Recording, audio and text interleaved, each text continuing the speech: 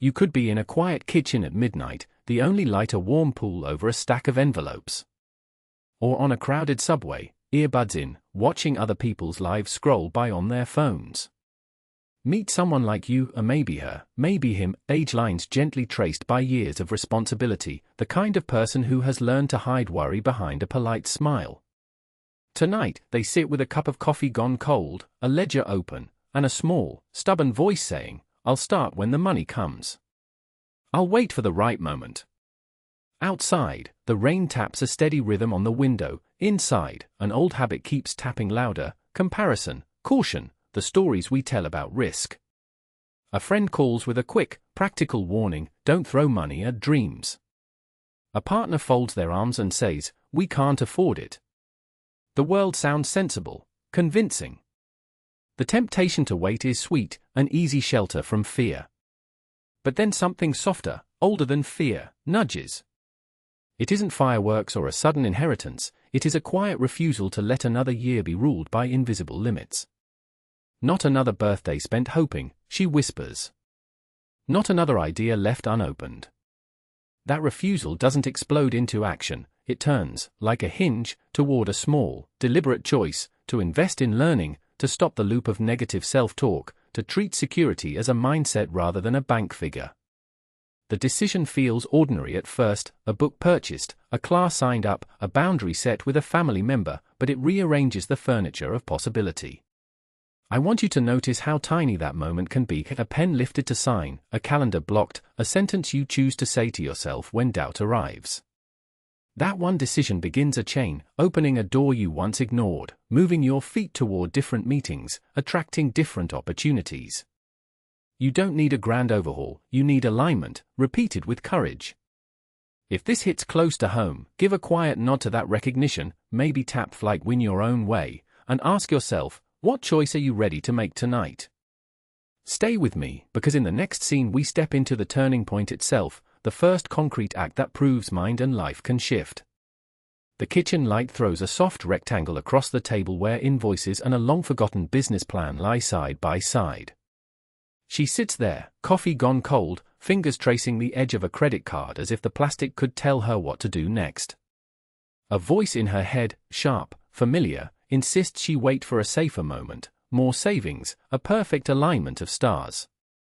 Not now, it says. Later, when you have more money, more time, more certainty. Across from that voice, a quieter presence watches, the part of her that remembers joy, curiosity, and the small courage it takes to turn a page. Remember when you learned to ride a bike? I say softly, not as a lecture but as an invitation. You didn't wait for perfect pavement. She laughs without humor and then breathes. The decision isn't dramatic. It's a lean toward compassion for herself, a refusal to let fear draft her life's plans. She closes the invoice and opens her laptop. An online workshop appears in a tiny window: marketing for people who want to grow slowly and surely, finances for beginners, mindset exercises that don't require grand gestures. The price is less than one missed mortgage payment but more than her comfort zone. Her hand hovers. Inside, the old script runs: you'll waste money. You should save it. But now another script is humming: newly learned, invest in learning, invest in yourself. She decides. Payment confirmed. It is not fireworks, it is a steady, committed step. That night she speaks differently to herself. Where reproach used to sit, curiosity replaces it. She writes one line on a sticky note: I am learning. She sets a time every Tuesday to practice what she learns. She cancels one habit, late-night scrolling, and schedules 30 focus minutes on her business idea. Small boundaries, small acts, a new rhythm. As days pass, she catches herself before a negative sentence forms. Instead of "I can't," she tries, experimentally, "How can I?" Each small decision shifts her nervous system toward possibility. The world answers with tiny openings: a reply to an email, a neighbor's referral, a clearer budget. If this scene stirs something in you, tap like and tell me in the comments, what decision are you ready to make today? If you want to keep walking with her, subscribe. Next, we watch how that single committed step starts to invite new opportunities she had once missed. The room smelled faintly of coffee and unsettled plans. Maria sat at the kitchen table with a stack of envelopes like small, patient mountains and her phone glowing with messages she didn't feel ready to answer. For years the voice inside her had been loyal to one script: wait until the money is right, wait until you feel smarter, wait until the timing is perfect. Tonight that voice arrived as a familiar whisper, but beside it a different presence settled, calm, steady, older in a way that felt like sunlight through an old window. "What if you decide first?" the presence asked. She laughed, brittle. "Decide what?" "To fail faster." Her laugh softened when the presence, her mentor, her own wiser self, answered with a quiet question: what would change if security wasn't a balance in your bank, but a posture you carry? What would happen if you paid for knowledge the same way you pay your rent, without arguing with yourself? The decision did not come with fireworks. It came with a pen and a small payment confirmation on a tiny screen: a course, 3 nights a week, affordable by trimming one small habit. She felt the old dread, the rehearsed excuses forming like shadows at the edge of a room. "What if I don't learn fast enough?" she asked. "What if I'm too old to start?"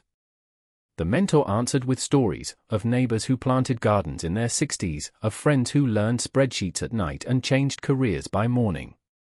You are not signing up for miracle outcomes. You are signing up to be present for possibility.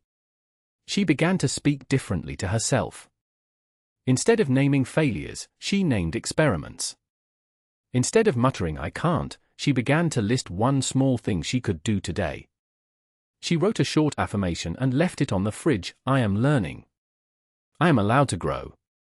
She practiced inviting a sense of safety into her body: slow breaths, a small savings cushion, one account labeled "quiet decisions." Those rituals rewired a stubborn fear into steady action. Weeks later, an email arrived from the course instructor asking if she'd be willing to join a pilot project. Her heart skipped, then steadied. She closed her eyes and felt the truth of the mentor's words: the decision had already changed the path. If this moment resonates, give it a quiet like, and tell me, what single decision could tilt your life toward abundance?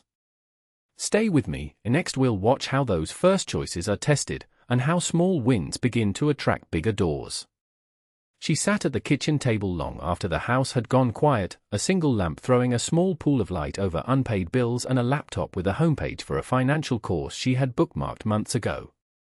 The rain outside softened the world into a low, steady hum. In the room, fear and possibility fought like two old friends. "I can't afford this," she said aloud to the dark, the sentence more ritual than thought. The counselor in me leaned forward not to argue, but to reframe. "You can't afford not to," I replied, voice calm, steady as the rain. "What follows is less dramatic than you might imagine." She didn't sell the house or quit her job that night. She bought the most affordable module, not because the course was magic, but because the act itself was a commitment, an internal decision that changed the shape of her days. She made a small ritual: 30 minutes of learning before bed, one financial mantra each morning, a rule to suspend the old, automatic self-talk: "I'm not enough, I'm not ready." The first week her hands shook over the keyboard, by the second she noticed a different rhythm to her breath when she checked the bank app. I guided her through the practical and the invisible at once: how to read a basic cash flow statement and how to feel the security of a plan in her body. "Security," I said, "is not a number. It's a posture." She practiced it, a posture of choices aligned with possibility rather than scarcity. That posture began to attract small openings. A neighbor asked if she could handle a part-time bookkeeping job, a friend forwarded a lead for freelance work, and a loan officer returned a call with more kindness than she expected. There were setbacks, of course, old doubts that surfaced like weeds, but the refusal to surrender to them grew stronger every morning she repeated her intention. The air in her home felt different, not lighter overnight, but sturdier, like a beam slowly taking its place in a house under construction. If this quiet turning point resonates, give it a like and stay with me. Tell me in the comments what one decision you can make today. In the next moments we'll follow those small choices as they begin to yield the first concrete rewards, and a new kind of momentum starts to build. The moment of refusal was quieter than anyone expected. Sitting at the kitchen table, under the pool of light from a single lamp, our hero, hair threaded with silver, hands still from years of doing the practical thing, stared at the stack of bills and a small brochure for a course they almost couldn't afford. Rain tapped the window like a metronome. I sat across from them, not with a sermon, but with a steady question: what would you do tomorrow if you felt secure inside, no matter the number in your account? They laughed, a small, brittle sound, and admitted the habitual script: not enough, not now, later. It was as if the voice had been handed down through years of caution. Then, quietly, they chose something different. Not a leap into fantasy, but a promise to themselves, to invest a little in learning, to stop the running commentary that always said no, to practice a small daily ritual that rewired how they saw money, less as a threat and more as a tool. I'll give myself 30 minutes a day, they said, and I will say I can't once each morning. The shift was modest, almost absurd in its simplicity, but it was decisive. We described scenes of the following weeks like cinematic snapshots: waking before dawn to read one lesson, postponing a habitual impulse buy and feeling a strange steadiness instead of loss, journaling 3 specific outcomes they wanted and 3 steps to get there. The neighborhood coffee shop became a classroom, a conversation with an old neighbor opened an unexpected freelance opportunity. Doors that had seemed nailed shut began to crack, not because the world had changed overnight, but because the person standing at those doors had. Temptation returned, old doubts knocking at midnight, a voice urging wait for a better time, and there were days the hero almost slipped back. Each time, the small practices held them like a rope. Security, we noted, was not a bank balance in this story, it was a posture of mind that made better choices easier. If this scene resonates, give it a gentle like, and tell me in the comments, what one decision are you ready to make today? If you want the step-by-step map I used with them, stay with me, the next part shows the very first results that test their commitment. The morning she decided to stop waiting felt ordinary in every way: sunlight sliced through the kitchen blinds, a kettle hissed, and a stack of unpaid bills lay like a small, honest mountain on the table. Yet beneath that ordinary hush, something shifted. I sat across from her, not as a miracle worker but as a guide who'd seen this moment before. What if security wasn't a number, I said, but a way you treat yourself every day? She looked at me, eyebrow raised, the kind of look people give when they're deciding whether to keep hiding or finally step forward. She began with small, fierce choices. Instead of saying, I can't afford it, she whispered, half to herself, I will learn how. She enrolled in a practical finance workshop that fit her nights, not her whole life.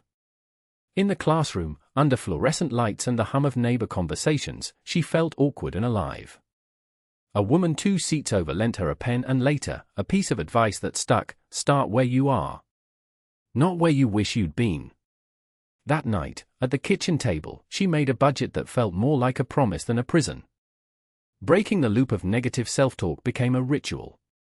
Whenever the old voice said, "You're not enough," she named it. She'd say, "Thanks for weighing in, old fear," and then choose one small action to contradict it: a phone call to a mentor, a spreadsheet updated, a 20-minute lesson watched. Each act of alignment felt like placing a stone on a path that had been invisible until she stepped on it. Security shifted from a bank balance to a posture: showing up, learning, and protecting her attention. Doors that had looked locked simply creaked open. An old client remembered her work and asked for a short contract, a neighbor forwarded a part-time opportunity, a local workshop led to a referral. These were not fireworks, they were steady lamps along a road she now walked intentionally. You might be sitting at your own kitchen table right now. What one decision will you take that proves to yourself that growth is possible? If you want gentle, practical steps to keep building this path, subscribe and join the next short lesson, because the next chapter shows how small wins turn into momentum. He sits at the kitchen table while morning light pours across bills and a dog-eared notebook. The decision he made, simple, almost mundane, begins to color everything he does. I'll stop waiting for more money, he tells his reflection in the microwave's glass, and his voice is steady for the first time in months. The counselor's words return like a map: invest in learning, change the inner script, treat security as a mindset. The house hums around him, ordinary and safe, the extraordinary is quietly taking root. He signs up for an online class, not because he knows how it's all going to turn out, but because he wants to become someone who makes choices that attract different results. The first lesson arrives in his inbox and he reads it at the stove, spoon in hand, like a small ritual. What skill can you deepen this month? The module asks. He writes, communication with clients, clear pricing, and most importantly, valuing his time. Each written intention is a tiny alignment, a signal to the world that he is ready. At a park bench later, his neighbor, Maria, sits beside him with coffee. I love that you enrolled, she says. It took me years to stop saying not yet about myself. Their conversation is honest, practical, swapping tips about local workshops, a trustworthy accountant, how to ask for a fair rate without guilt. It's not magic, it's network and practice and the slow construction of confidence. When he practices a new pitch aloud, stumbling at first, the words reshape his posture. When he cancels one negative podcast and opts for a brief morning meditation, his mind stops reaching for worst-case scenarios. A few evenings pass and the tension in his chest loosens. Security becomes a daily habit, a spreadsheet for savings, a calendar of small investments in competence, a steady refusal of self-deprecating jokes about not being cut out for this. Each act of alignment nudges reality, a respectful inquiry turns into a promising lead, a friend introduces him to a potential partner. These are not overnight miracles, they are the ripple effects of deciding to act. If this feels familiar, what small decision could you make today that would change your trajectory? Like a quiet promise, it matters. Keep watching. Next, you'll see how the first real opportunity tests his commitment and forces him to choose again. The kitchen light is low, a mug leaving a ring on a stack of bills, and she tucks a loose strand of hair behind her ear as if tucking away old doubts.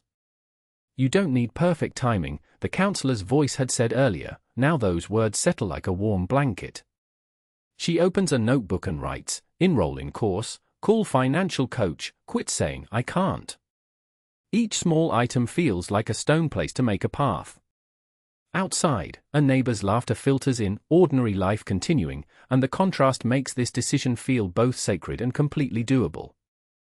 She remembers the moment of refusal, no longer waiting for more money to start. It wasn't dramatic, no lottery ticket, no sudden inheritance, just a steady decision to treat safety as a practice.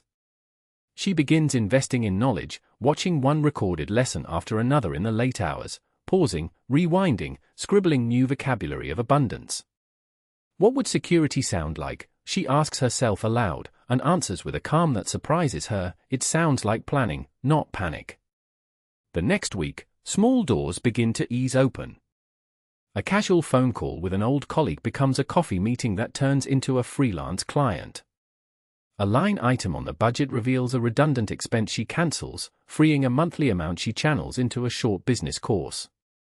At a community seminar, she overhears a woman say, I started with a single focused decision. Their eyes meet and share the quiet fellowship of people who chose differently. There are setbacks, an email rejection, a week of low sales, but now the inner voice is different. When doubt edges in, she answers it with data, a completed lesson, a saved dollar, a booked client. Security, she's learning, is not a number in the bank, it's a string of aligned choices you can repeat. The counselor appears again in memory, smiling, the decision creates the path, and the path creates the result. She repeats it like a mantra as she locks the door for the night. If this scene lands with you, give it a like, tell me in the comments, what single decision could you make this week? Stay with me, in the next moment we'll follow that decision as it begins to compound into visible abundance. Subscribe and join the journey. The morning after her refusal to wait, she wakes with sunlight slicing through the curtains like a promise. The kitchen is quiet except for the kettle, a small, ordinary soundtrack that now feels like the opening notes of something intentional. She spreads last month's bills across the table, but instead of sinking into fear, she breathes and writes 3 tiny commitments at the top of the page: learn, reframe, invest time. The decision isn't dramatic, it's steady, a quiet turning of the wheel. I'm with her, the counselor voice in the room, not lecturing but steady, choose one thing you can do today that your future self will thank you for. The first week is awkward and human. She enrolls in an evening course on budgeting and passive income strategies, the online classroom neon against midnight coffee. I'm too old for this, she murmurs, admitting both vulnerability and a stubbornness to change. A classmate replies in the forum, I'm 52 and it's the best risk I've taken. That small exchange reframes the possible. On a walk, she practices a new inner script when intrusive doubts surface. She catches herself thinking, what if I fail? And rewrites it aloud, what if I learn? The voice of scarcity is met with a quiet, persistent affirmation. Neighbors notice shifts that aren't yet visible in the bank account. She takes on a small consulting gig, offers to teach a workshop at the community center, negotiates more confidently with a contractor. Each action is a pebble dropped into a pond, the ripples expand. One afternoon she sits at a thrift desk, a pen in hand, and says to me, I didn't realize security could be a muscle. I nod, and she laughs, the sound of someone who finally trusts the process enough to keep showing up. Doubts still come, an unexpected car repair, a cousin's criticism, a late night ad promising overnight wealth. But now she has practice, pause, choose, act. Her inner economy shifts from scarcity to deliberate stewardship. Doors she once walked past now open just enough to slip through. The shift is not mystical but cumulative, decisions aligned with intention attracting new options. If this feels familiar, what small decision will you make today that your future self will thank you for? Stay with me. In the final chapter we'll trace how these steady choices compound into undeniable abundance and practical freedom, and I'll show the exact steps she used to turn those ripples into a new shoreline. The kitchen light is soft when she folds the last of the bills and sets them beside a steaming cup of tea. Outside, the neighborhood is quietly finishing its day, a dog barks, a car passes, ordinary sounds that used to feel like background noise to worry. Tonight they sound different, like punctuation. He sits across from her, the counselor's voice calm and exact, not commanding but steady, you don't need a miracle. You need a decision. Those words land like a seed in soil that has been waiting. She remembers the long catalogue of when onless, when I have more money, when the market turns, when the timing is perfect. Each was a neat excuse to stay small, an emotional pocket that protected fear. The turning point came not in a dramatic windfall but in a small, stubborn refusal to let scarcity narrate her life any longer. I will learn, she said aloud, surprising herself with the clarity in her own voice. He smiled and nodded, the room seemed to breathe with her. Security is not a number, he reminded her. It's a posture. It's the way you treat your thoughts and the small choices you make every day. We watch decisions accumulate, signing up for a course on financial planning, writing a simple budget that honors values instead of shaming needs, replacing the I can't with a question, how can I? Each choice bends the path.